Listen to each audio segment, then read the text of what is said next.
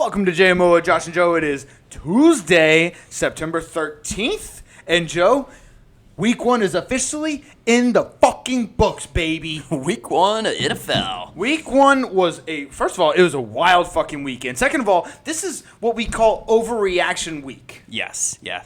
It had emulated the same weekend that we had with college football this weekend, too. Exactly. College football was a wild fucking weekend. Texas was almost back. Yeah. It was so close to being back, man. I wanted Texas to be back so bad. Right. But yeah, we'll get to college football. We're gonna do all the NFL games, a little bit of each. Joe and I both have a couple of pointers for each game. I'm really excited about it. I can't wait. Fucking football is back. It's in full swing now. In full swing. You ready to dive in? Yeah, let's dive in. So we're going to go in reverse order. So we're going to start with the Monday night game, then we're going to go to the Sunday night game, then the afternoon games, the morning games, and then the Thursday night game. But let's start with this. Nathaniel Hackett. That was one of the dumber moves that I've seen a head coach.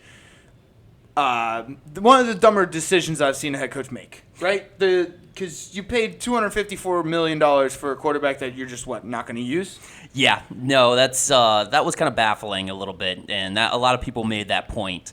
I think there was quite a bit of other things that you could have pointed out, but yeah, that was the cherry on top. I'm going to start with that because it was just like that was my big takeaway. Like, he got outcoached. Yeah. Geno Smith is going to win MVP. Yep. I mean, yes, I don't know. That was the pride of WVU. I love Geno. He's like a poor man's Jameis Winston. And Jameis Winston's already broke. Yes, right. Yeah. I love it, dude. Geno, did you see his quote at the end? No, it wasn't. Okay, so he was talking to the reporters, and he was like, one of the reporters, and he was like, they wrote me off, but I didn't write back. Nice. Right? And you know what? I think this is deep because Imam Ali, so the successor to Muhammad, the creator of Islam. Yep. Imam Ali, his famous quote was, "Silence is the best reply to a fool." Silence is the best reply to a fool. That's all Geno was doing. So he was channeling his inner Imam Ali. They wrote me off, but I didn't write back. Gotcha. So he's converted to Muslim. Yes. So Geno Muhammad Ali he's found an inner peace within himself. Yes. But that was an all-time quote. I think going from the Jets career, like any quarterback has to require like some sort of like radical change in their lifestyle. Yes, you have to be born again. Except this with Geno, he just converted to Islam. Yes. And it's just now blowing up the Broncos. I didn't say that. A little bit soon? of that. Yeah. Too soon? Yeah, that was a little too soon. But no, I thought that was hilarious. Yeah. No. I honestly, going back to Nathaniel Hackett, you got to think that it was maybe a little struggle with him and Russell Wilson. Maybe the 12th man had a little insider put into it. It's impossible to play in Seattle. But they seemed like they were slow getting the calls. I mean, there was 3 delay of game penalties. And for an experienced quarterback like Russell Wilson, I can't think that was all his fault. No, I don't think so. I think it had a lot to do with the preparation. I think Nathaniel Hackett, he is a rookie coach. Okay, coach. Let's back up. Let's be real for a second. Okay, Seattle plays professional football. Okay, it was like people wrote them off like they were like a high school football team going against Alabama. No, these guys are professional fucking football players. And Pete Carroll is a veteran head coach. I think it was just kind of like it was disrespectful almost to write them off like the rest of the country did. And let's put it this way: if Pete Carroll is the guy that's game planning against Russell Wilson, I mean he knows every single ins and outs of Russell Wilson by practicing with him for. What is it, 5 years? 10 years. 10 years in Seattle. 10 years. It was insane. Like the fact that we it's obviously hindsight's 2020, but like me not being able to see that clearly because I was talking to like my friends and stuff, and it was pretty much solely Broncos plus minus 6.5. Yeah. Like I mean that was pretty much the safe bet of the night.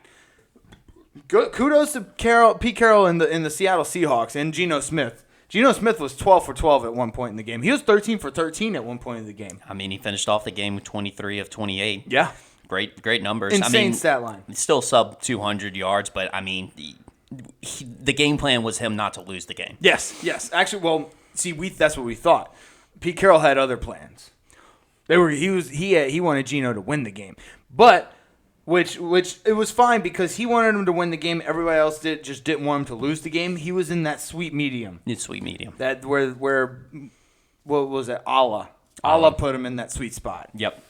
Yeah, but do you got anything else on the Monday night game? Great. It was a decent Monday night game. Like, I mean, all-time blunder, and like Nathaniel Hackett coming out and saying, "Yeah, that was my fault." I'm okay with that. Yeah. If you're a rookie head coach, your first game, yeah, my bad. I made a mistake. Yeah. Sue me. I'm going to, honestly, though, last tidbit I have on this game is I'm going to watch every single Broncos game with Shannon Sharp from here on out. Yes. Yeah. Oh, absolutely. On the Manning cast? Either on the Manning cast or some Twitch stream. Just give me Shannon Sharp for every Broncos game. Yes, I completely agree. Which, okay, so we're like a little bit I feel like a lot of people don't really like the Manning cast. You and I are different. We love the Manning cast. We love the Manning cast.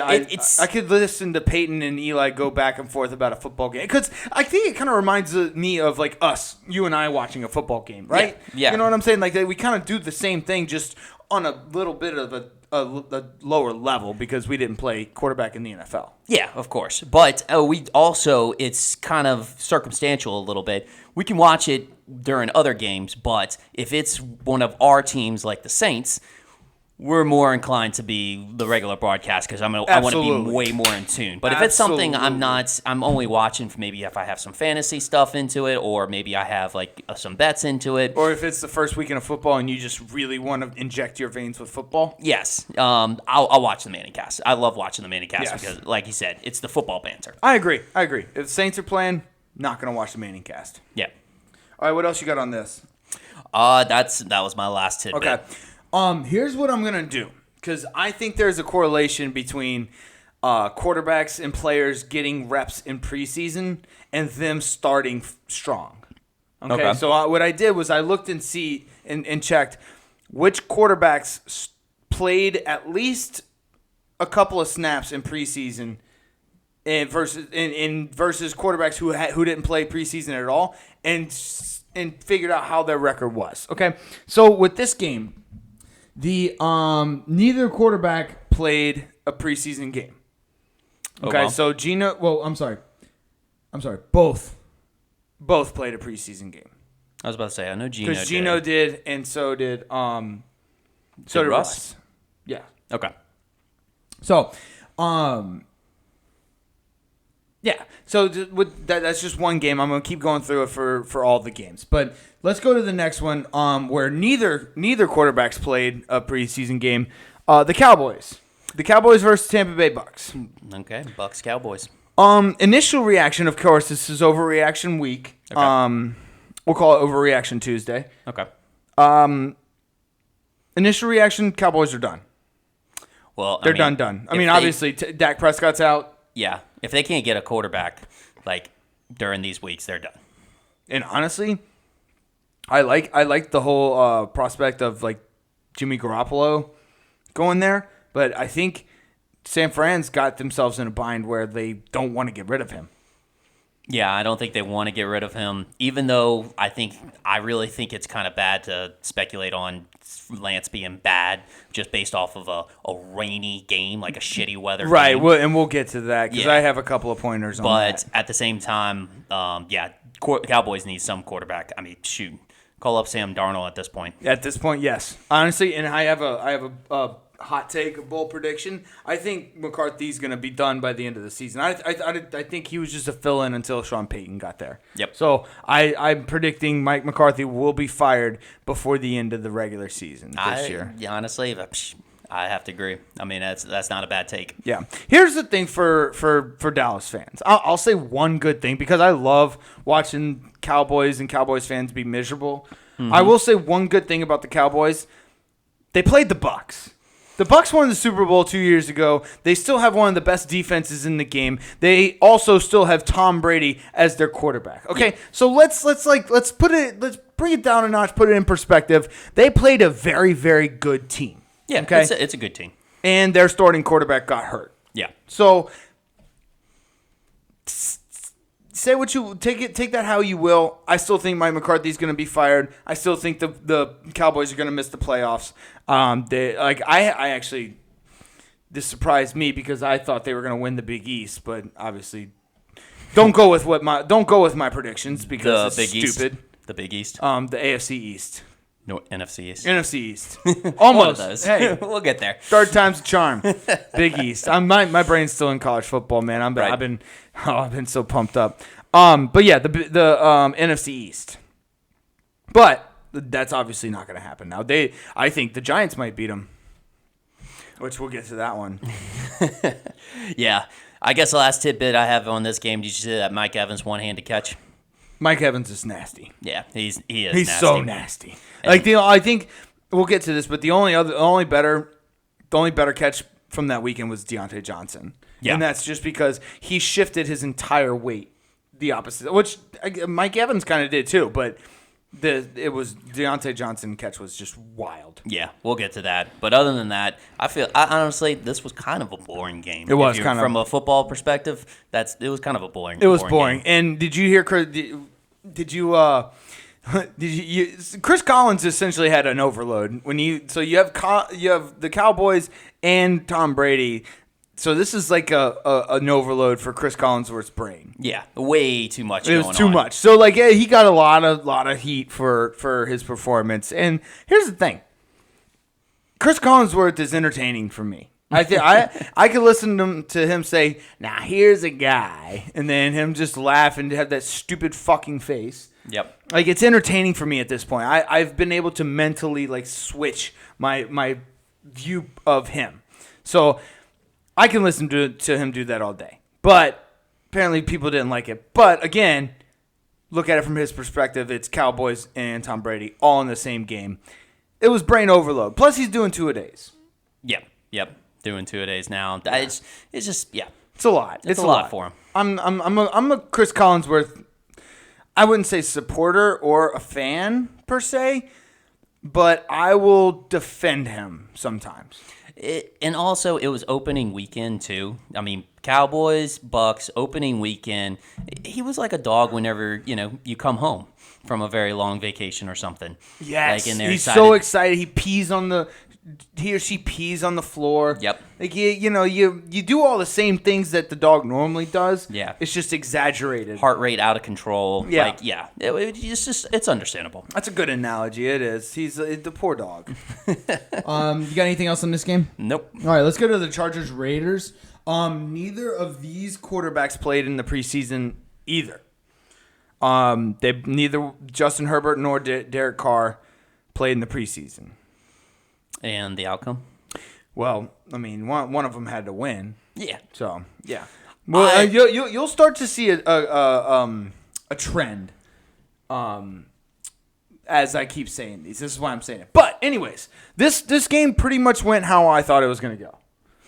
How you thought it was going to go? Yeah, I mean, Justin Herbert looked good. Devontae Adams looked amazing. The Chargers won but not by an incredible amount. It really went exactly how I thought it was going to go. Yeah, but you could still say that the Raiders and Derek Carr kind of struggled a little bit. Yeah, for sure. He had 5 sacks and 3 interceptions. I mean, that's not it. But was able to still fight back from it. I mean, I wonder how much Devontae Adams is going to, let's put it this way, not make the offense as creative.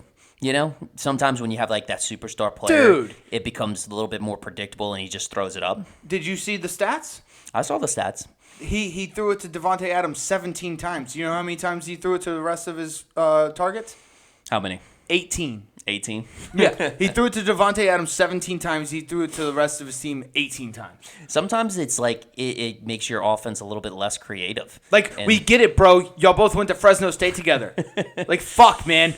We know this. We have the internet for that. You don't have to show us by targeting him an absurd amount of times. Like, we know he's one of the best receivers in the game. Like, switch it up a bit.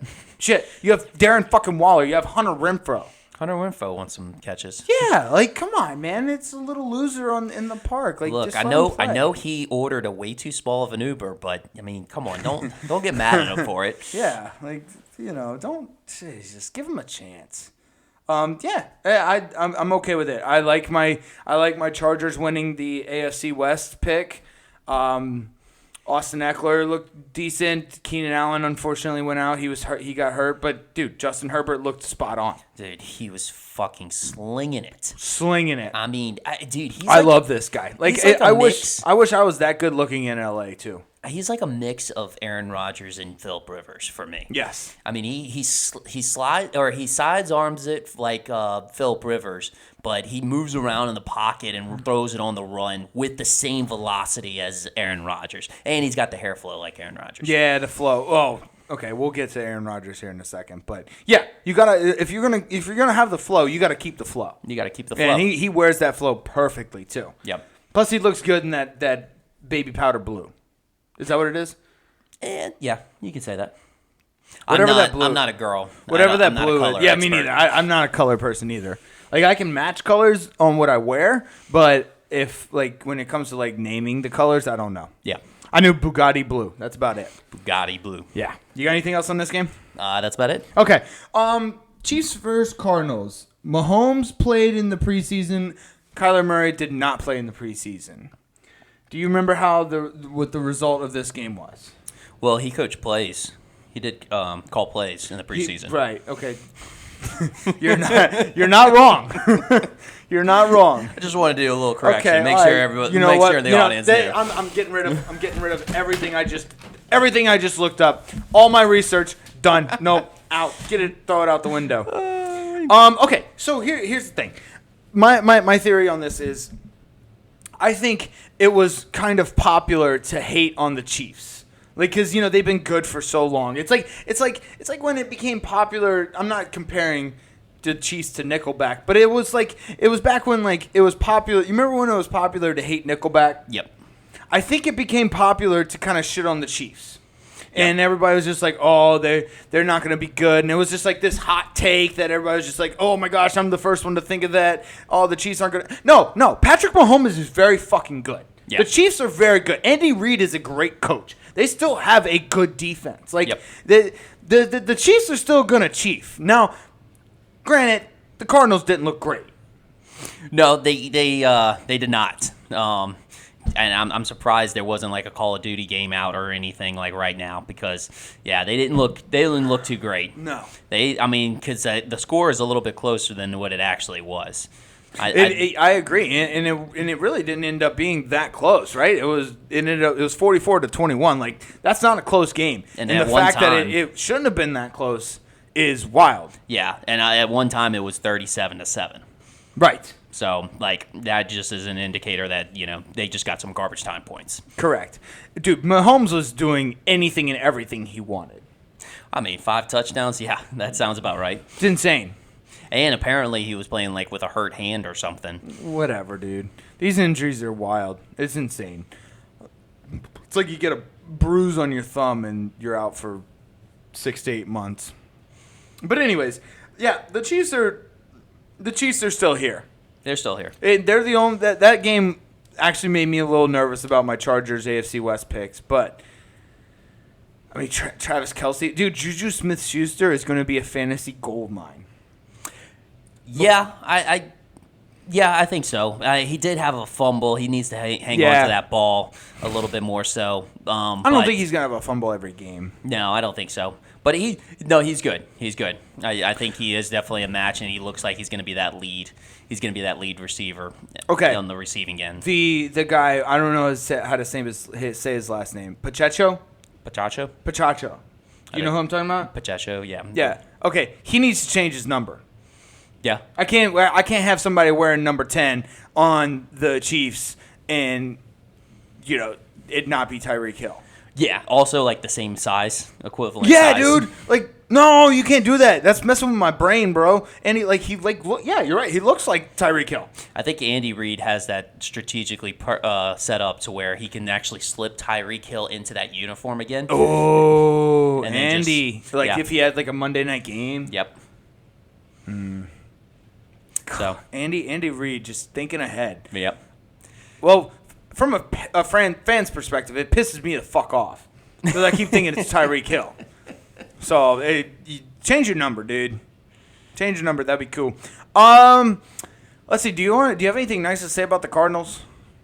Not really. The only thing I had left was actually Chiefs again, but Chiefs? Yeah, there was not much nice things to say. Did you just have Chiefs in your notes, or did it was- you have like a? it was just a note? Chiefs. It was just Chiefs. Okay, Just Chiefs. Yeah, let's end it on that. Okay. Also, I do want to remind everybody that Mahomes played in the preseason. Kyler Murray coached in the preseason. He did not play in the preseason. Okay. All right. Let's go to Packers Vikings. This is another one. Aaron Rodgers did not play in the preseason game. Kirk Cousins did. Okay. This one shocked me. Actually, you know what? Never mind. It shocked me at the time, but again, hindsight 2020. If you look at last year, 38-3 is the score of the Saints Packers game for the first game last year, and they ended up going 13-4. Yeah. The Packers ended up going 13-4 after getting blown out by the Saints week 1.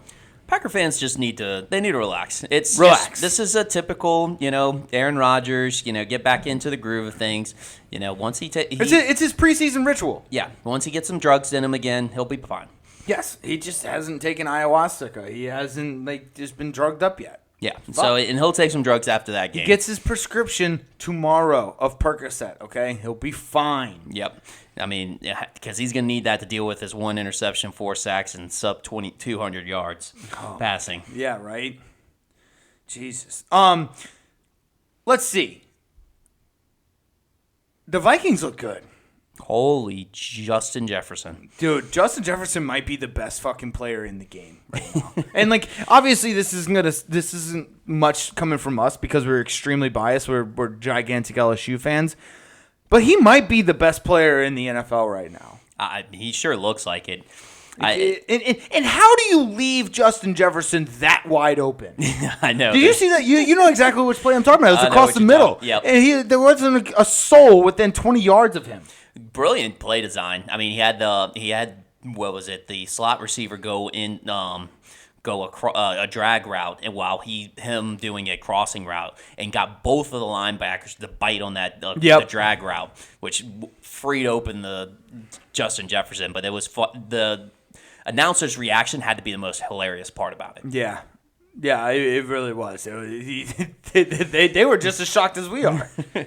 Like, how is he that wide open? He's going to be a problem. And here's the thing. I think that that it might not be that to that extent, but that type of production out of Justin Jefferson is going to continue. Yeah, I don't see it stopping. It absolutely will continue. He's just that smart. He's that great of a route runner. He's going to, if it's within his grasp, if he can touch the ball, he's going to catch it. Yeah, I mean, he displayed every facet of the game. I mean, his route running, getting open, and then his hands. He had that jump, a couple of jump passes where he just got it right on the top of the, the top point of the catch. Mm-hmm. The apex. The apex. Apex of the catch.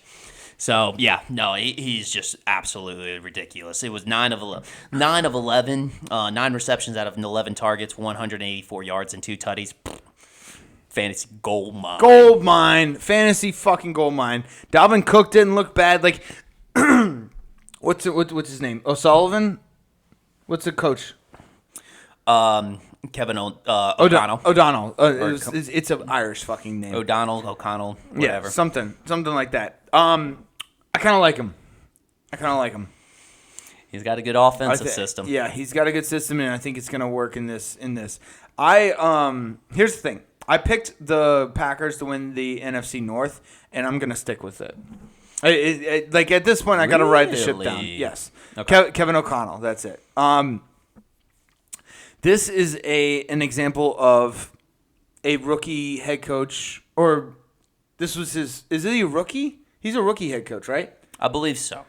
I know that this is his first season with the Vikings, but this is an example of how you would really, really want your rookie head coach to experience his first game. As far as the Packers wide receivers go, I think it's being made more of a problem than it actually is. I don't think Aaron Rodgers, all he does, he's just basically, he's got American Idol contestants, except they're just NFL wide receivers. Okay? So, like, he's just like, all right, next one up. And he's just going to, as the first quarter of the year progresses, he's just going to pick his contestants, and then, boom, he's going to go with them.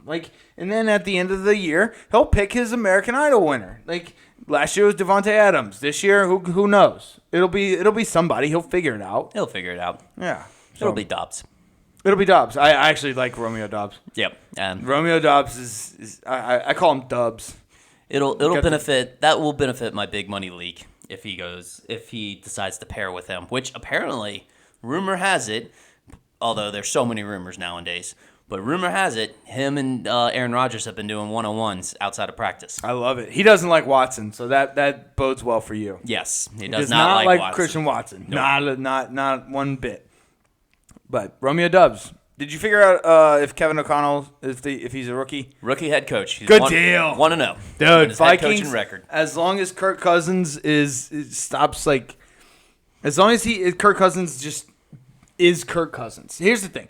I don't think, Kirk Cousins looked pretty good. He was 23 of 32, 277 yards and 2 tutties. That's not bad.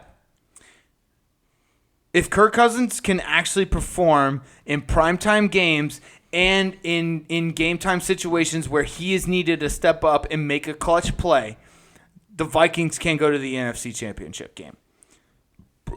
I don't think Kirk Cousins can do that. I think he's too mediocre. I don't think he can actually make those plays.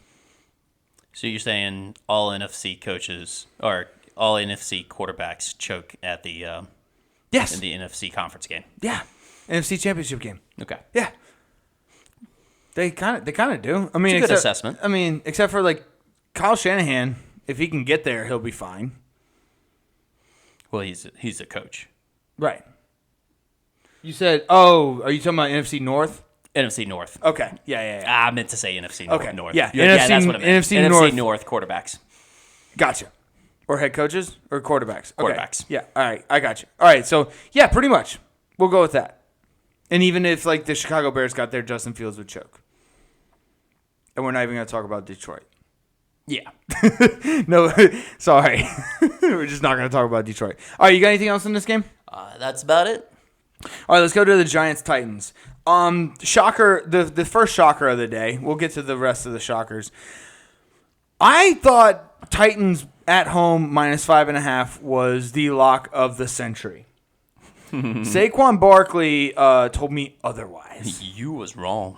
Saquon Barkley is all the way back. He looked good. He looked fresh. He looked ready. He looked prepared. Yes. Yeah. Holy shit. I mean, that's all I got to say. He looked good. Daniel Jones didn't look great, but I don't know. What'd you think? No, it was definitely a Barkley and then Dontrell Hilliard show for the other side. Yeah, that was unfortunate for me at least because I'm a big Derrick Henry fan.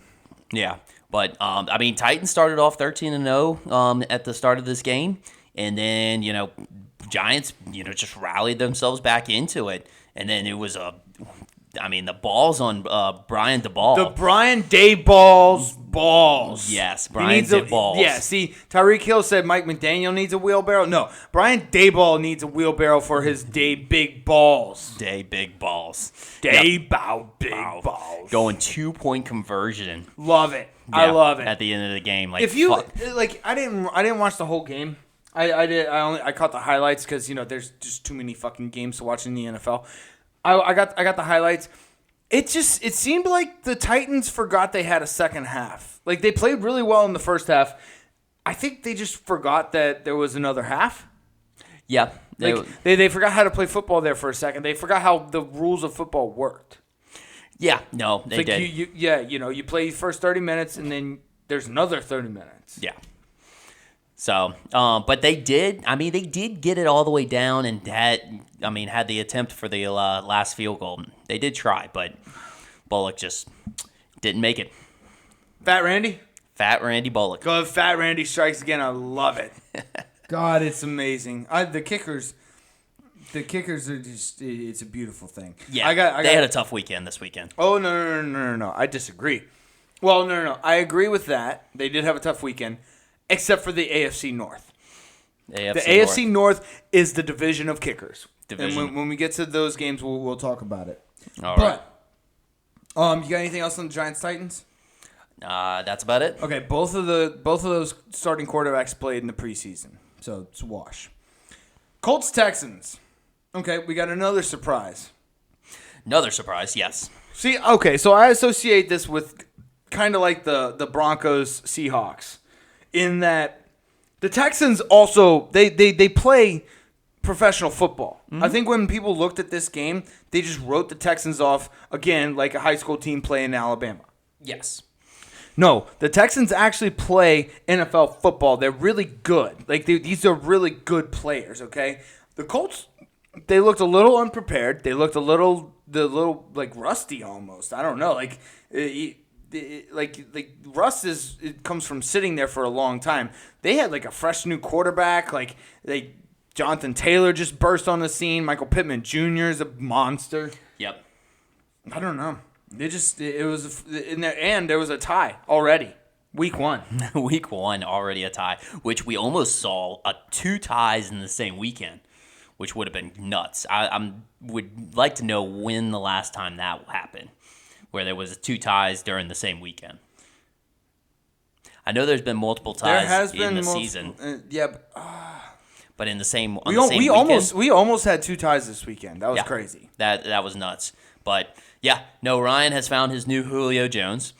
That's whoever has him in fantasy, that looks pretty promising. Mm-hmm. Especially since Matt Ryan will lock into his number 1 receiver quite a bit. Yes, he's shown that in the past. Pittman's going to be a problem. Yeah, he will be a problem.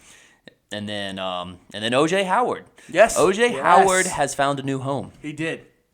Good for you, OJ. Which, honestly, the thing is, I've been following him because he's got an immense amount of talent. You know, I knew, like, he was a talented tight end, just couldn't break the lineup with Tampa Bay nor Buffalo.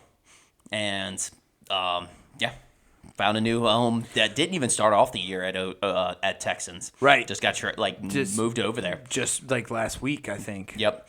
So, good for him. I mean, Jonathan Taylor did Jonathan Taylor things. Like he obviously he was gonna be that. It's just wild that they ended up in a tie. Again, I think it just looked like the Colts weren't prepared. I think the Colts are gonna be good. How crazy is it that the Texans are winning that division?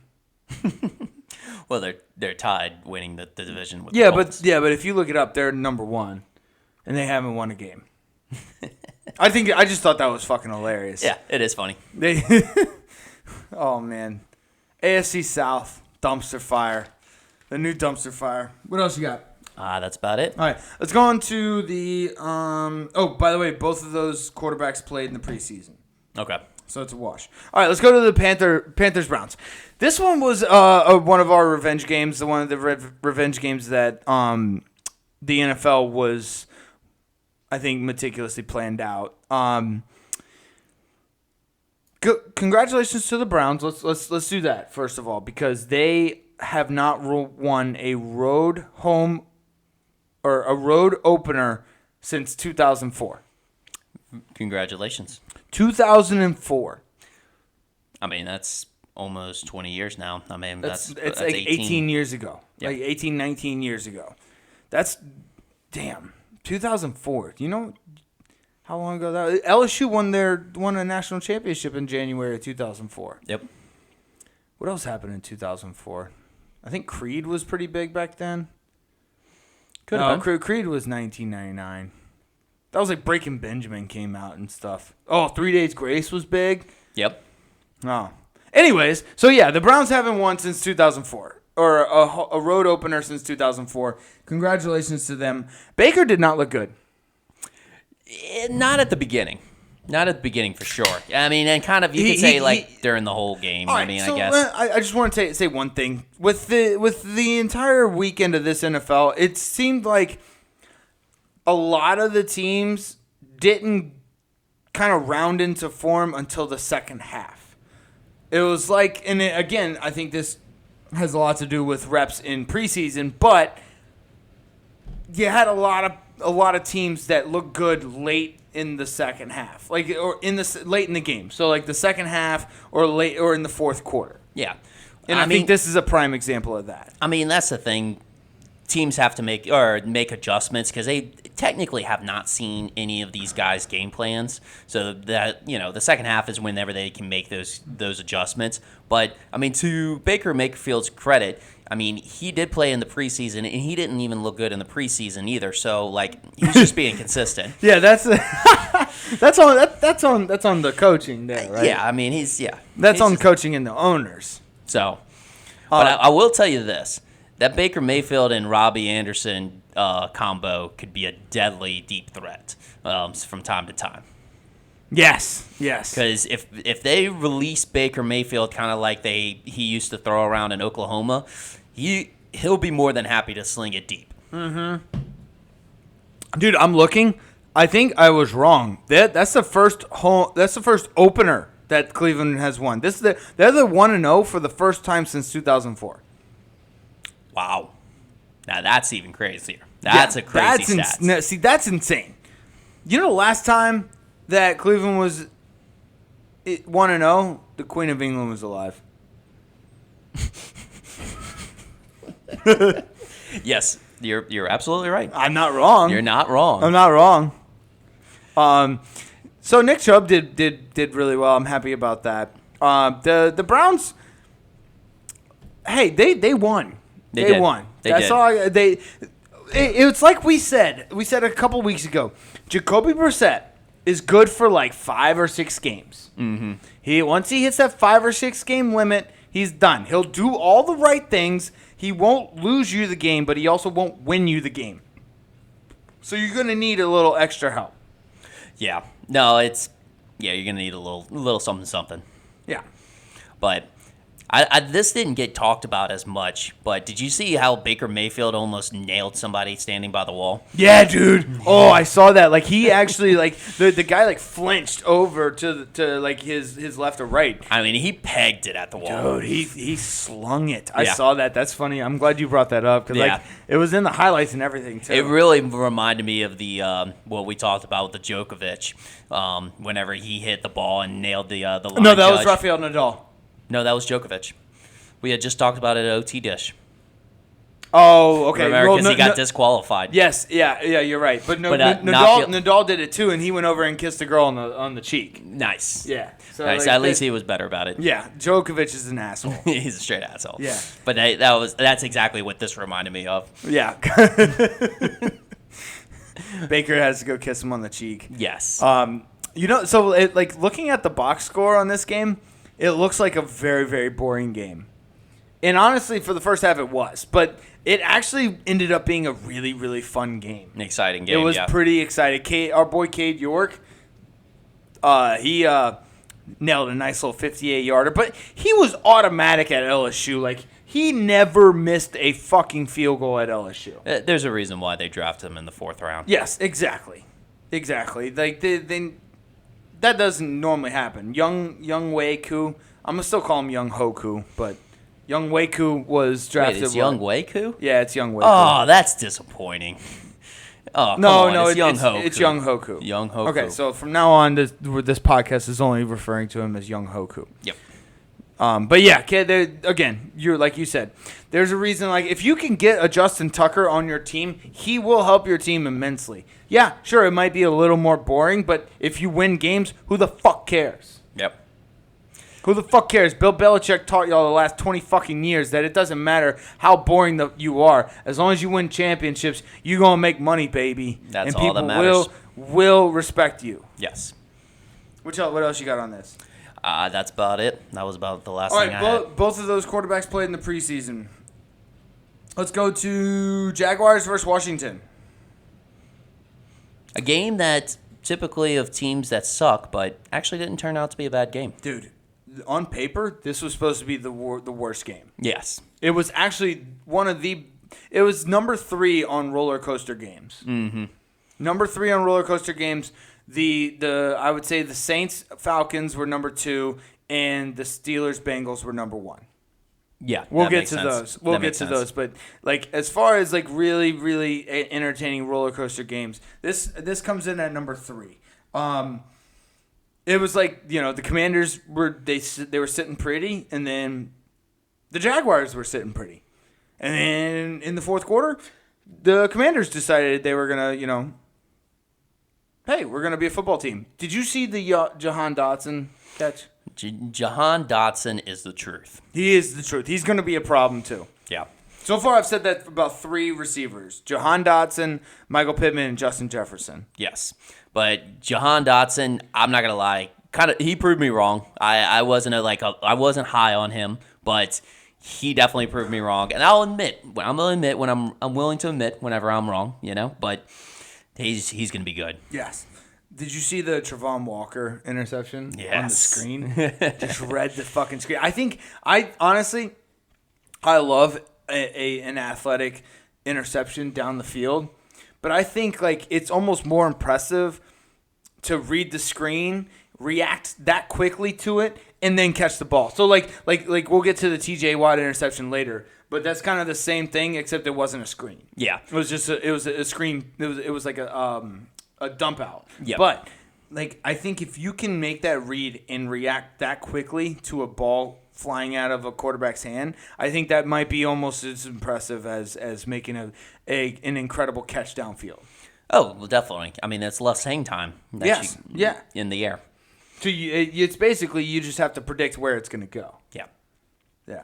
This was roller coaster. I mean, good for the Jaguars. ETN looked pretty athletic. I mean, he didn't really do too much, but when he did, I mean, he had 4 carries for like 47 yards. Like he's good. He's good. I think it'll be a good change of pace back. I think you're gonna have to have somebody who can deal with those hits all the time. Right. I don't think he's gonna have the durability with his size. James Robinson is a great running back number 2.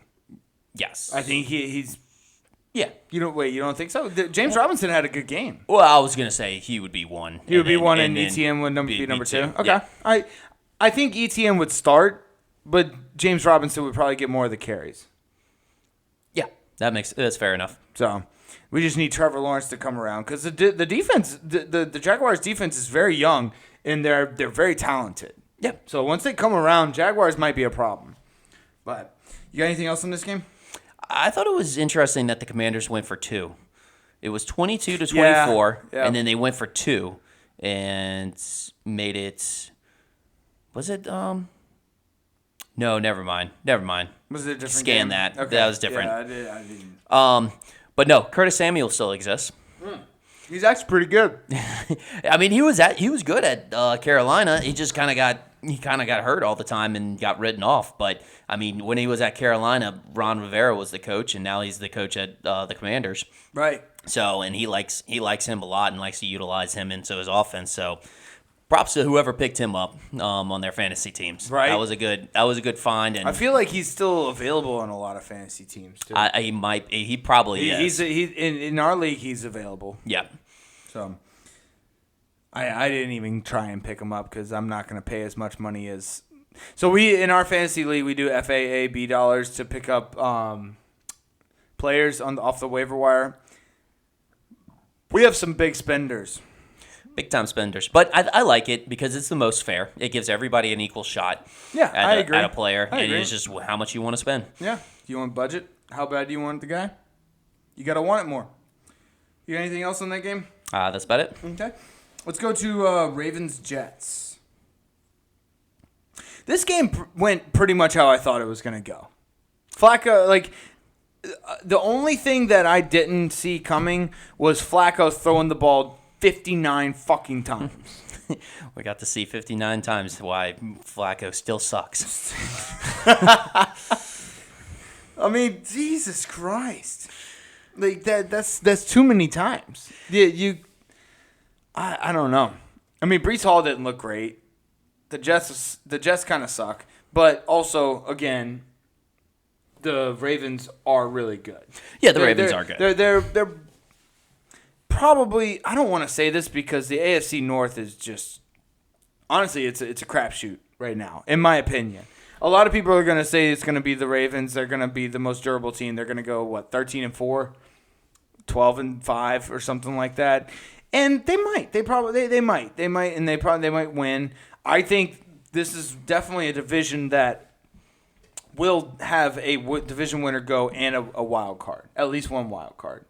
Mm-hmm. There will be a division winner and at least one wild card from this division. I know that's not a very hot take, but it's fair to say. It is. It's fair to say. Let's see. What else? What do you got? Dumerville does not want to be forgotten. That's true. I remember him coming out of college and being drafted. Was he Texas A&M? No, Florida. Florida, that's it, yeah. And basically, they were pretty high on him to begin with, but now he's been getting overshadowed by Rashad Bateman. But he had a coming out party this week, and I think it's here to stay. Yeah, I mean, because there's a lot of things that they can do with him, like a quick, short receiver like that. Work him into the slot, or if they want to do some end arounds, because that reinforce that rushing game that's deadly with Lamar Jackson. Well, I think there's a lot that can be done. And here's the thing: they didn't even have their starting running back. J.K. Dobbins was out. Yeah. You talking about Duvernay? Yeah, Duvernay. Bro, Michael Carter. I just saw this. I think Michael Carter was the RB number 1 today. Like he might not have started, but Michael Carter was the guy. Well, he got the most carries. Yep. I wasn't too big on Breece Hall because, I mean, the thing was... Me neither. I don't know why. I think it was a lot of media hype. And it's because, he's the clear, starter at the Jets. Well, that's the reason why I was so low on him, was because he had every opportunity to take that job. Like, that job was up for grabs. And, when somebody doesn't actually take it, it's right. Okay, there's something else. There's an issue here. There's a red flag. That's a red flag, right? Yep. Yes. Exactly. So, and, I can't do with the red flags. No. Can't do with the red flags. Some people love a bouquet of red flags. We're just not one of them. No. Not one of those people, man. The Ravens defense looked amazing. They looked really good. It was a garbage time touchdown. What? Did they have a garbage time touchdown? Why didn't I put that in my notes? Maybe. I mean, the Ravens defense did look awesome. I don't know why. I mean, as long as John Harbaugh is the head coach at the Ravens, they're always going to have some solid, good defense. Right. Like, it's not maybe it's not spectacular. It's not like Ray Lewis or Ed Reed, but they'll have a good defense. Yeah. All right, what else you got on this game? That's about it. All right, I did not get who. I mean, Joe Flacco definitely played in preseason, but I don't know if Lamar Jackson played. I don't know. Anyways, let's go to the Dolphins-Patriots. This one kind of surprised me a little bit, but at the same time, it kind of just showed me where the Patriots are at right now. Right? Yeah, I mean, let's put it this way: Tua's 4-0 against Belichick. He is. He's like one of the 3 undefeated quarterbacks against Bill Belichick. Dude, okay, so Mike McDaniels is a great fucking coach. He was calling plays left and right that were just perfect. His call at the end of the first half to go for it, to not kick a field goal, money. And then everyone and their grandmother should always do the waddle when Jalen Waddle scores. Yeah, that has to be it. That's got to be a thing, right? It's got to be a fucking thing. Yes. That was great. You gotta grown-ass men just waddling like a duck. Put their hands, stiff by their side, just, waving back and forth, Yes. They're definitely a wild card. I think they're a wild card team for sure. I don't think the Patriots should hit the panic button yet. I mean, Bill Belichick is still your fucking head coach. Oh, well, no. No, absolutely not. But it's overreaction Tuesday, so, people are saying the Patriots are done. No, Miami still has a good defense, and honestly, They do have a good still defense. has a good team. The thing is like, yeah, they maybe the record didn't show it, but I mean, let's not forget, Brian Flores went like 7-0 at the second half of the season. With this team. Yes, he ended off the season very, very well. So just because they started off bad doesn't mean that they were a bad team. Like they are a good team. Yeah. No, They have some talent. And they added talent. Yes. They added Edmonds and Tyreek Hill, Yeah. which Edmonds didn't do too much, but their running scheme, they're gonna have to figure that out. But again, they called the plays necessary to win the game. They had Mike McDaniels had a good game plan that ended up winning them the game. So like it could change. Yeah, I thought with Mike McDaniels coming from the Kyle Shanahan tree, and like Matt LaFleur and those LaFleur. guys, yeah, LaFleur, LaFleur. but yeah, coming how those coaches are and coming from Kyle Shanahan, I thought he was going to be run heavy, but this is going to be the Waddle Tyreek Hill show. Oh, it's gonna be great. It's going to be the And here's the thing: they set Tua up for success. yeah. Like it was more like, oh, if he fails, it's on him. It's like, no, how successful is he gonna be? Yeah. Because we know it's gonna be successful. It's just how successful is he gonna be? And I mean, what they did was they catered to his offense, and like they didn't try to throw it deep all the time, even though they had those big time speedsters on the outside. But they just kind of get into the playmakers' hands, let them do the work. Yes. Agreed. Yeah. So, bro, the AFC. What is this? The AFC East. Yep. They could have 3 teams in the playoff. Like I'm not saying that the Patriots going to make the playoffs, but I think the Buffalo Bills and the Miami Dolphins are definitely going to make the playoffs. Bills lock. Miami. I think Miami's a good lock for wild card too. They're a good team. They're a good team. They look good right now. You got anything else? That's about it. All right. Well, both of those quarterbacks played in the preseason, so let's move on to Lions versus Eagles. Okay, this is obviously everybody's been talking about the bad onside kick, the Dan Campbell decision. It was bad. It was bad. I love Dan Campbell, but you don't go for an onside kick there. You're down by 10 in the third quarter. Is it surprising though? No, it's not surprising. I'm not saying that. I wasn't saying that. I mean, is that why Eagles, were able to recover it, so easily? But I don't know, man. I just feel like you had the momentum going, and like you just don't. You kick it off to them, and you trust your defense. I mean, they did. Obviously, their defense wasn't playing that great, but I don't know. It was pretty hard to stop A.J. Brown and Jalen Hurts, though. I'm not gonna lie. That was tough. Like A.J. Brown is. I mean, obviously we saw it at Tennessee last year, but he's good. Jalen Hurts has found himself a new toy. Yes. For sure. Yes. It's a new toy. A.J. Brown, 10 receptions, 155 yards. Yeah. It's like that Toy Story meme where they're done where he's done playing with Woody and he throws him in the box. He's like, I'm done playing with you. That's Devontae Smith. No, that was Jalen Reagor. Oh. That was Jalen Reagor. He threw him in the box. The box being the Vikings, and then now he has A.J. Brown. Okay. So going with Jalen. Okay. Which that makes sense because if you put him in the box, that means you got rid of him. Yeah, he's So in got the box. traded away. Yeah. Dude, DeAndre Swift, I hope that man stays healthy. God, I hope that man stays healthy. He's so much fun to watch. He's so good. Every time I think about him, man, I just think he's going to I just picture him getting hurt, and I hate that. Yeah. 15 carries, 144 yards, 2 tutties, and I don't so good. I didn't even write the receptions that he had as No, well. you don't need to because 15 carries, 144 yards. Yeah, that's insane. Let's see. I don't think. All right, so there was some people who were saying that the Lions had garbage time touchdowns. I don't think that was garbage time touchdowns. They had a chance to win that up until the end of the fourth quarter. Oh right? yeah, it was basically they just couldn't stop the rugby scrum for fourth down. Right. I mean, a rugby scrum That was with good. That was Jalen good. Hurts. That was good, yeah. I mean, that formation definitely reminded me of a rugby scrum. And Jalen Hurts, one carrying the ball. Yeah, that's a deadly play for 1 yard. Yeah. I agree. Yeah. And I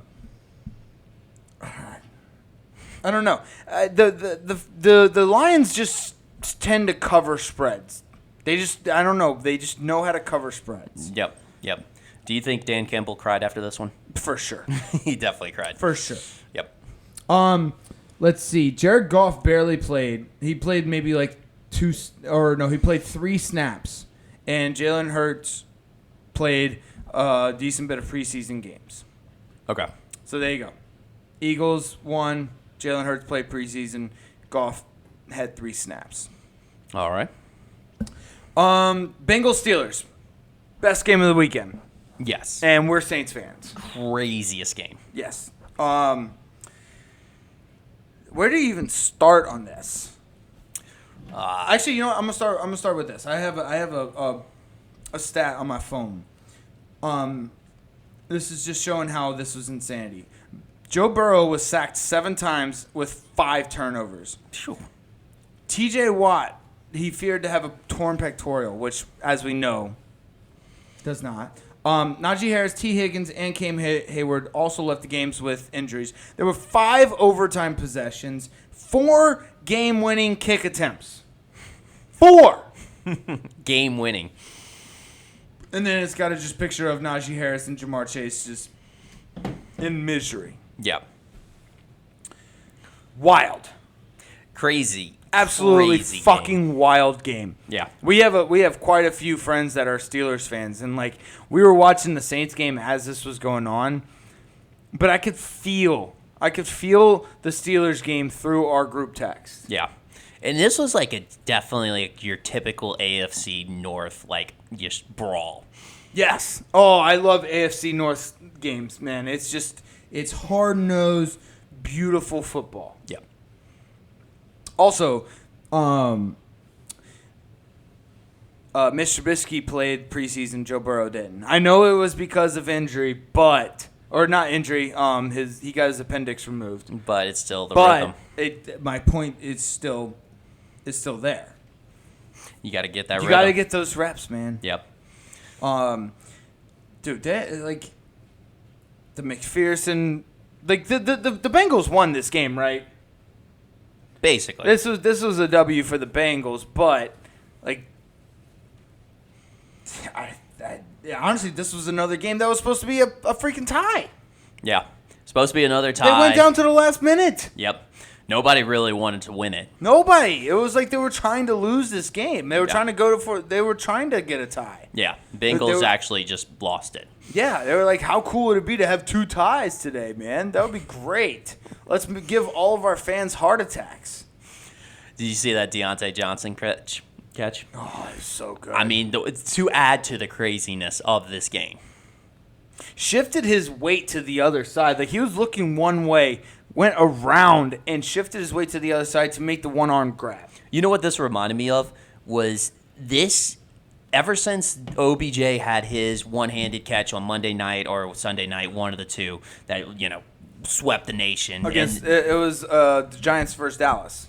Yep. And ever since that game, there's been a lot of people I feel like wide receivers have been able to emulate that catch a little bit or do a lot more one-handed catches.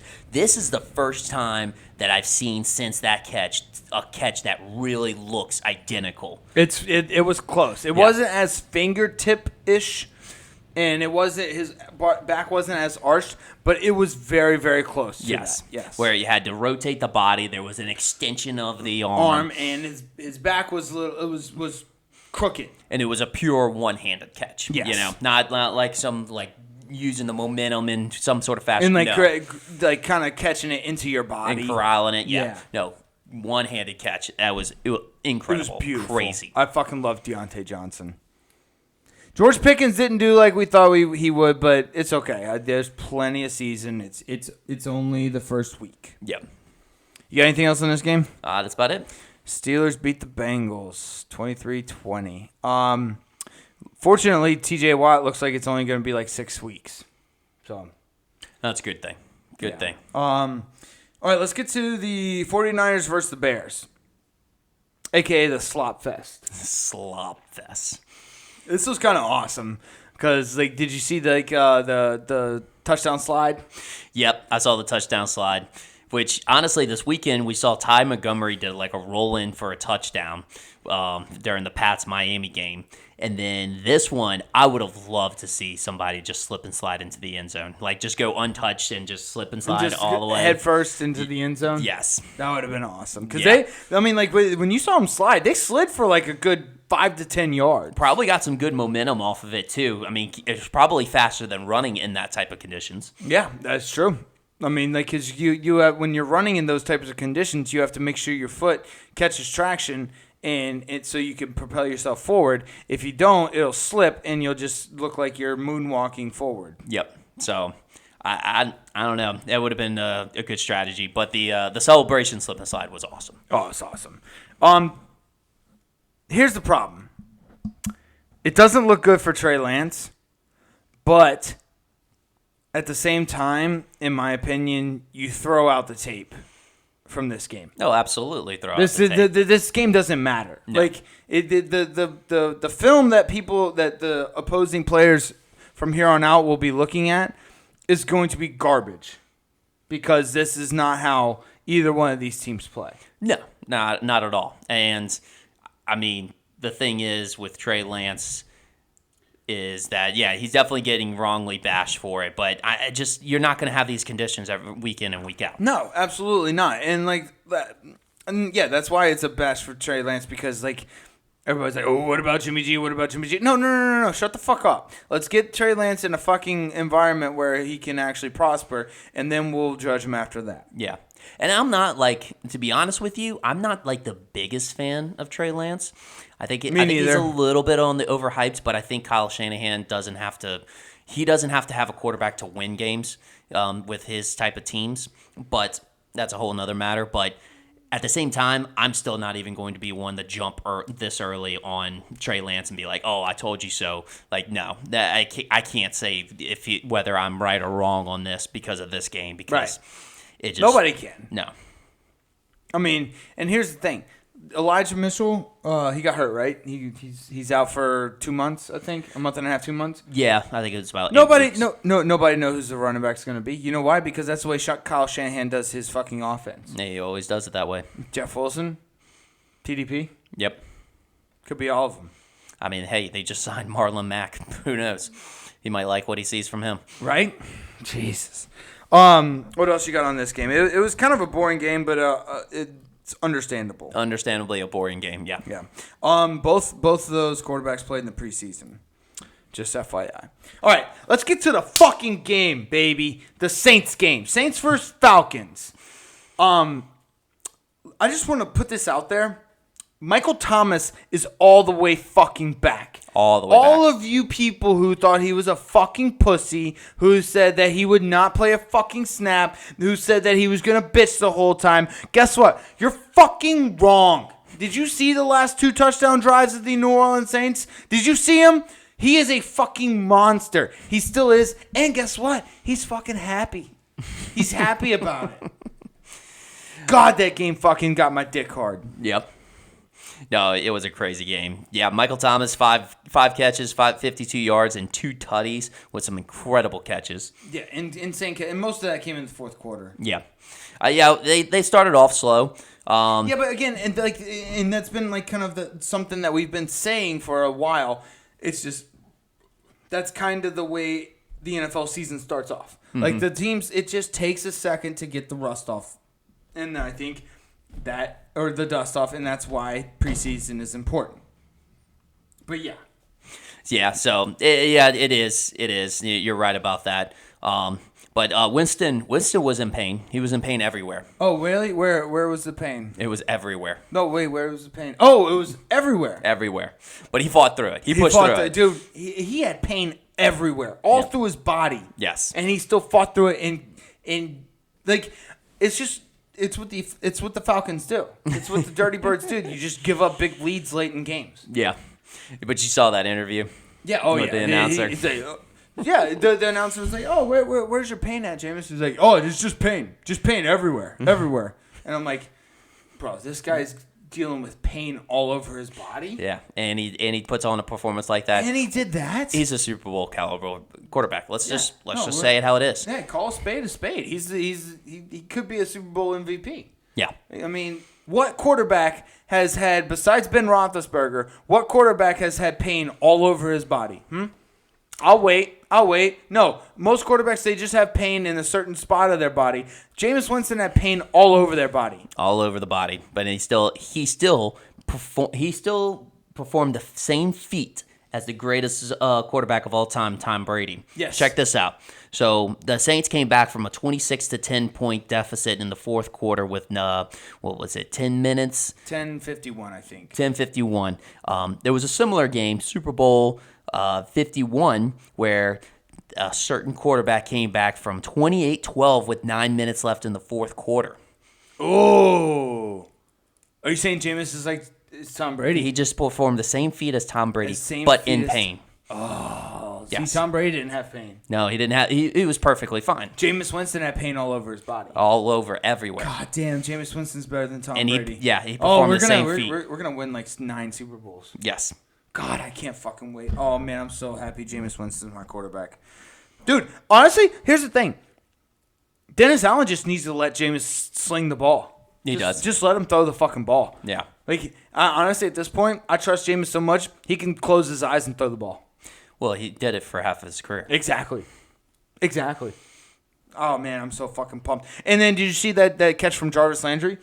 Oh yeah, Jarvis Landry is nasty. Chris Olave made great catches. Kamara out of the backfield was amazing. Well, not amazing, but he was efficient. He was efficient. And Taysom Hill as a tight end. We are finally using Taysom Hill like we always should be using Taysom Hill. Yeah.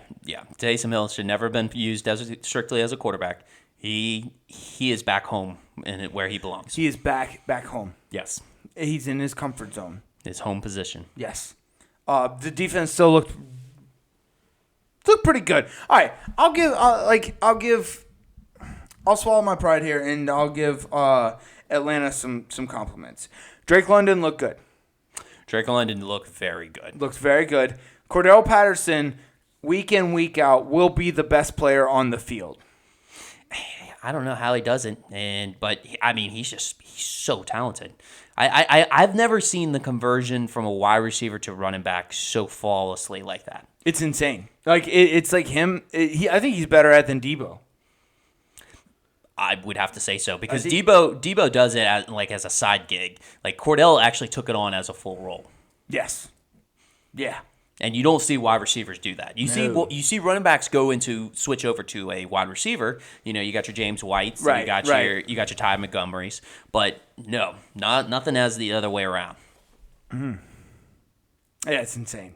He is going to be the most athletic person. So yeah, you got a couple of bright spots. Marcus Mariota didn't look terrible. Like he's not somebody you're going to win a Super Bowl with, but he didn't look terrible. He looks like he's at least like, okay, hey, yeah, I could see this guy, how he was a number 2 pick in the draft. Like it was like, okay, Also, there he is. he can run the ball a little bit. Oh, Arthur Smith definitely utilized his running ability. Yeah, he did. Poor Arthur Smith. I don't give a fuck. He can burn. All right, you got anything else on this one? That's about it. Good old Saints, baby. Both of those quarterbacks played in the preseason as well. Okay, so the last game we got Bills and Rams.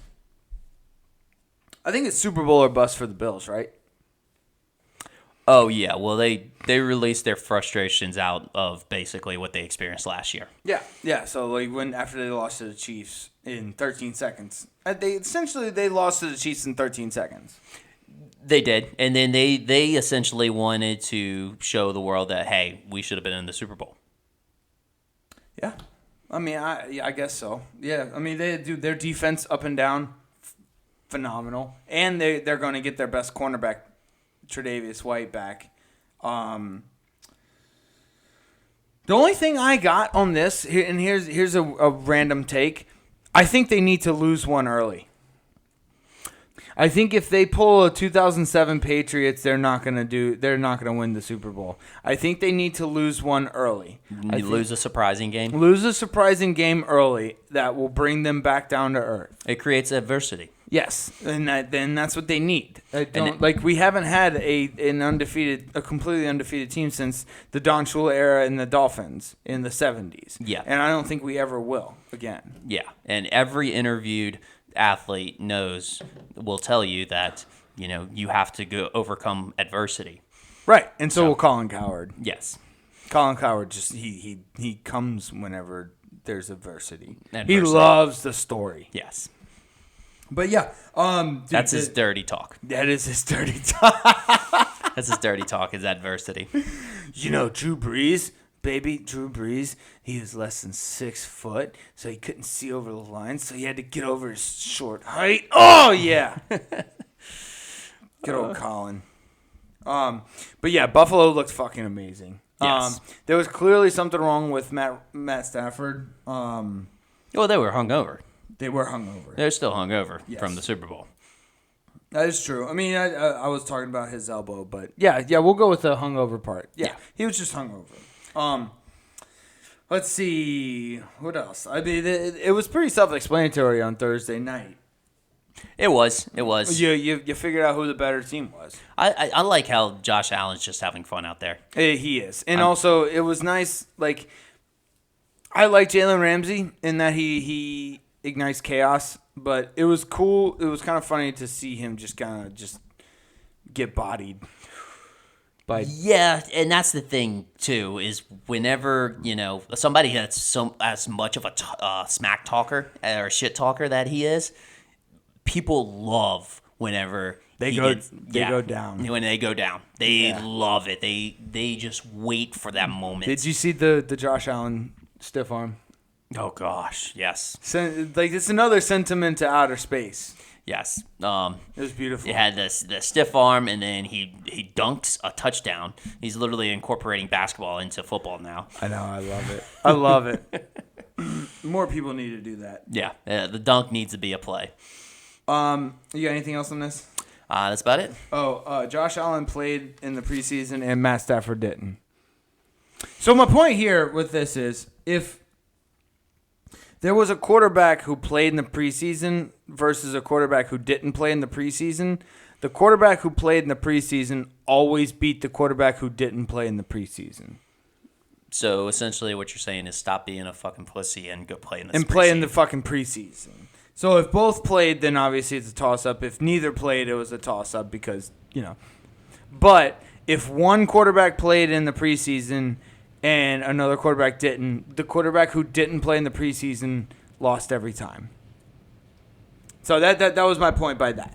You got anything else in the NFL? It was great week one. I'm pumped. Week one. I'm pumped. All right, let's do a little bit of college football and then we'll wrap up. We've been talking for a good minute. Like we alluded to earlier, Texas was so almost back. Yeah, Alabama almost gave Texas a reason to say we're back. Mm-hmm. Except now the horns are down. Horns are down. Unfortunately, I was on a road trip during this game, so I didn't get to really watch it. But apparently, it was pretty fucking intense.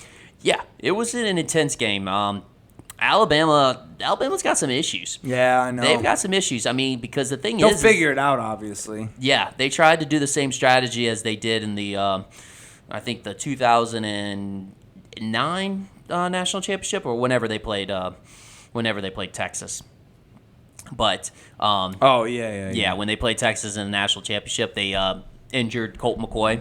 So they tried the same strategy, injure the starting quarterback, but it didn't work as well. Didn't work as well, no. This time around. But yeah, I got to give it to what was it? His last name was Card.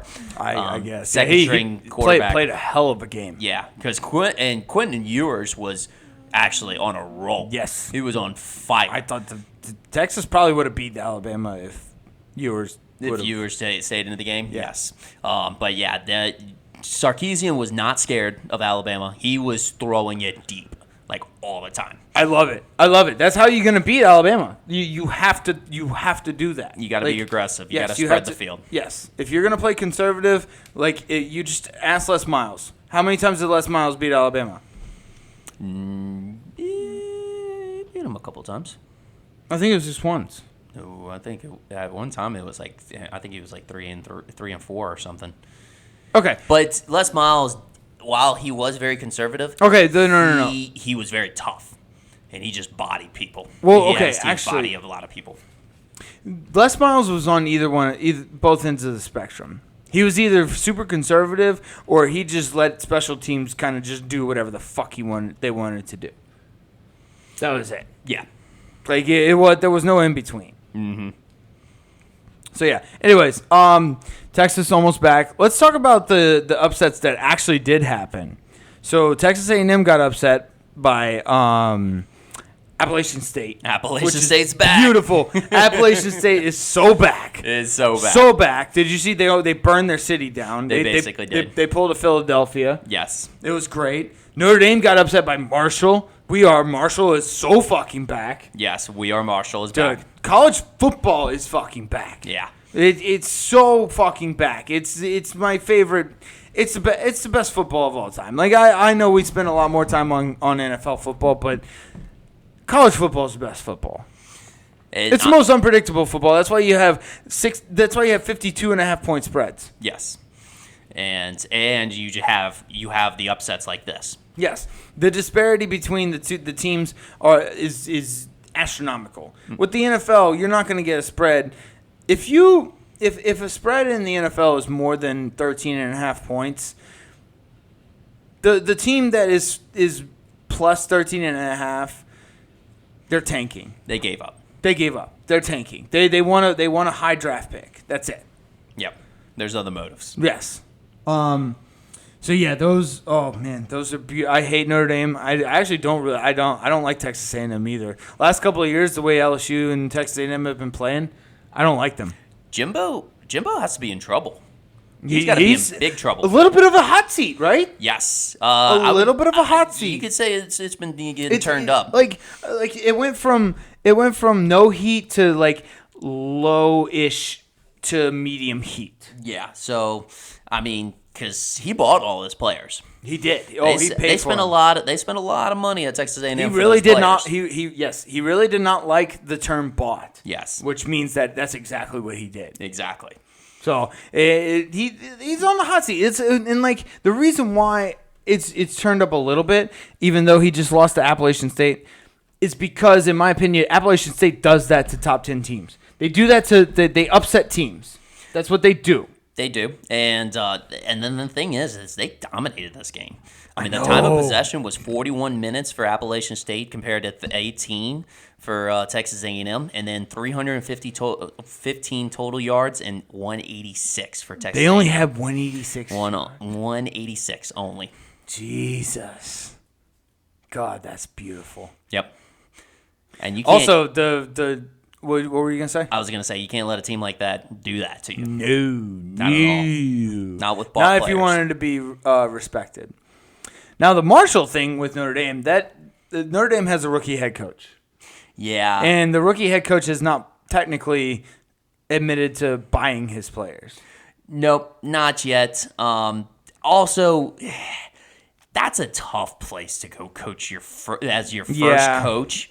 That's I don't know. It's like when the fans expect you to be Newt Rockne, and you're not. Yeah, I mean, you're just walking into your first coaching job, which that's the thing. I think it's going to be unfair for Marcus Freeman if things kind of continue on this path. He could definitely turn it around. I think he has the potential to turn it around, but right now it's not a great start. No. But yeah, I think he will be able to turn it around at, let's say, if he gets a second chance at a head coaching job. Mm-hmm. But I think he's just young and he's just experiencing what young coaches do. Yeah, you're right. You're right. So we'll see how it ends up going with them. Kentucky's for real. Kentucky, yep. I think is for real. They soundly beat Florida, who soundly beat, or not soundly, but who beat Utah. Yes. Yeah, no, for sure. They showed their strength, and Florida showed that. Yeah, they're pretty good, but they're only going to go as far as Anthony Richardson takes them. Mark Stoops to Nebraska. It'll be interesting. We'll talk about Nebraska in a bit, but Mark Stoops is going to have a major college football program job by the end of this year. I think so. It's about time, dude. He's so fucking good. And this is a good segue actually because of Utah, Florida beating Utah.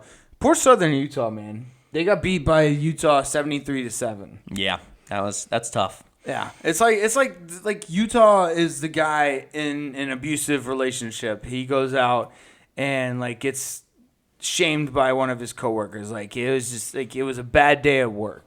Yeah, and then he comes home and just beats the shit out of his wife. His wife being Southern Utah. Yes, yeah. So the Southern Utah, yeah, that definitely got the aftermath because of So Utah got beat. So the husband got beat by somebody at work, and then that somebody at work being Florida, then Utah came home to Southern Utah. His poor wife beat the shit out of her. Yeah, fucking abusive relationships. Domino effect. Yes. The Tennessee Pitt game was fun. That was good. It was nice. I don't think Tennessee's as far back as people think, but that's just my opinion. We'll see. We'll have plenty of games to see. Hendon Hooker's okay. I think he's good. Pittsburgh, I think Pittsburgh's a little more hyped than people than they're a little more hyped than they should be. Let's put it that way. In the way they should be. Yeah. Let's see. Michigan State continues to cover. They're my cover team, dude. The cover team? Yeah, they're my cover team this year. I love Michigan State. I love betting on Michigan State. I have a good feeling about them covering. Mel Tucker runs a great program. Amazing coach. I fucking love Mel Tucker, man. I love Mel Tucker. Now that we talked about it earlier, let's go Scott Frost. Scott Frost is gone after losing to Georgia Southern. Nebraska lost to Georgia like 45-42. That was tough. What the fuck, man? First coach gone. Already. Yeah. And it's Scott Frost. Yeah. He was supposed to be the savior. He was coming home. That was his homecoming. Coming home, from Nebraska being his alma mater. Yeah. Yeah, that was tough. Where do you go now? You just gotta go bury your head in a hole in Montana. Oh no, he's an offensive analyst at Alabama. That's true. It's already done deal. Yeah, that's true. You're right. Nick Saban's like, come here, boo boo. I got you, girl. Here, come here, come. I'm gonna take you under my wing. Yeah, he's like, oh, what was that, Joe? The guy with Tiger in Tiger King. Oh, what's his name? He had all the girls. The big long-haired guy. Joe Exotic? No, not Joe Exotic. The big long-haired guy who had all the girls. No? Okay. If you rewatch it, they had this guy. He had like this cult following of all these girls. And I think it's Nick Saban who just plucks off like these guys that are really, really like good at what they do. They're just not good head coaches. Yeah, and they're in the down point of their career. And he just is like, come here, boo-boo. I'm going to recycle you. I got you. And he just pimps them out. Yeah, and then he's like, here you go, Scott Frost. Once Brian gets on his own, we'll get you back up into the offensive coordinator. Yeah. You just got to make me some money, okay? You got to report to me, boo-boo, all right? You Nick Saban's best hoe. Yeah. You Nick Saban's best hoe. That's how Nick Saban runs his operation. I'm convinced of it. Yeah. Okay. So possible suitors to the Nebraska job. We alluded to earlier. What's his name? Who did we talk about getting the Nebraska job earlier? Mark Stoops. Yeah, Mark Stoops. I think it should be Urban Meyer, but that's a stretch. Yeah, there's been a lot of absurd names being thrown out right now. Here's the thing. I don't like the Nebraska head coach job. It carried a lot of weight up until about Scott Frost. I think Scott Frost it's completely diluted now.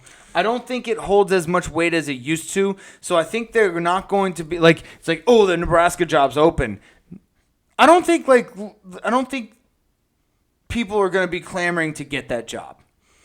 No, it's not like it used to Not be like in the it early used to 2000s. be. Right. So like I like they're gonna have to just get what they get. And Urban Meyer is a great college coach. Yeah. He's an asshole, but he's a great college coach. And Nebraska wears red, and he does good with colleges who wear red. Or an orange color. Mm-hmm. Okay. A red variant. Well, no, Ohio State wore red.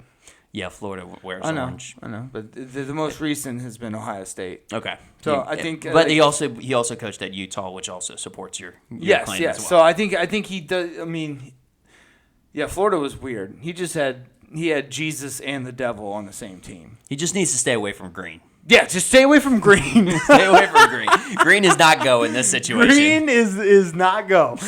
Everything you have learned about streetlights, do the opposite. Just no green. Okay. All right. Last thing I have is USC beat Stanford pretty handily. Lincoln Riley is looking pretty good down there at USC. I'm not sold. Just wait until he gets to the Big Ten. That's what I'm saying. I'm not sold. I'm not sold. He did his work I respect Lincoln Riley. He did what he needed to do in the Big 12. He got paid in the Pac-12. And then I think once he gets to the Big 10, he'll probably just go to the fucking NFL and get paid again. So like I respect it. I respect what Lincoln Riley's doing. He's getting paid. Yes, he's doing exactly what he needs to do to get the amount of money that he wants to get. Yeah. Some people will create a facade saying that, they do it for the love of football. No, he's completely blunt. Yes, he's clearly just doing it for the money. Yeah. I agree. You got anything else on college football? I guess the last little stat tidbit. So Clay Helton was the first FBS coach fired last season. Mm-hmm. Now coaches at Georgia Southern, who just upset Scott Frost and made him the first FBS coach fired in 2022. So wherever Scott Frost goes will be the coach of the team that gets the first.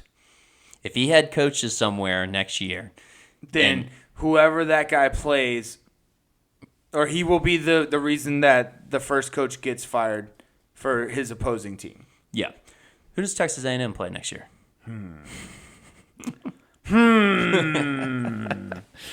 All right. I love those rumors. Just start spreading them. Yep. Not Brian Kelly. Jimbo Fisher. I think Brian Kelly and Jimbo Fisher kind of look alike. Like Brian Kelly's just a little older Jimbo Fisher. Jimbo's the southern version and Brian's the Midwest. Yes. Yeah. Jimbo's the southern Brian Kelly. All right, let's end off on that one. We'll have our fantasy recap tomorrow, and then we'll see you next Tuesday after that. Yep. All right, love y'all. Later.